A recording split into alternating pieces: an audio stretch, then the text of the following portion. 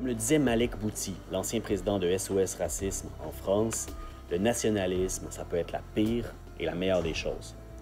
C'est la meilleure des choses quand c'est les résistants qui la portent, par exemple, et c'est la pire quand ça mène à la boucherie de 14-18, où on pourrait rajouter à la Deuxième Guerre mondiale.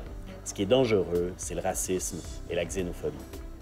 Qu'il soit lié à l'impérialisme, au colonialisme ou au nationalisme, le racisme, c'est toujours dangereux parce que ça rend aveugle et ça détruit l'humanité. Le nationalisme est dangereux quand il se sert de l'orgueil des humains pour leur faire croire qu'ils sont meilleurs que les autres.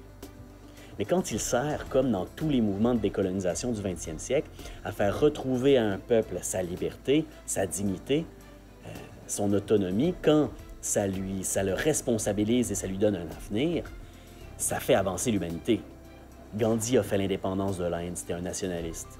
Nelson Mandela, qui a contribué à mettre fin à l'apartheid dans l'Afrique du Sud, c'était un nationaliste africain. Les Tibétains qui résistent à l'impérialisme chinois, ce sont des nationalistes.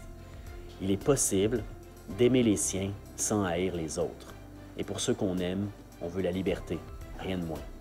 Est-ce qu'il faudrait, pour montrer notre respect envers les autres peuples de la Terre, renoncer à notre droit démocratique d'être gérés par des lois qui nous ressemblent et qu'on a choisies, se subordonner politiquement ou pire, exiger d'un autre peuple qu'il le fasse, c'est pas une marque de respect.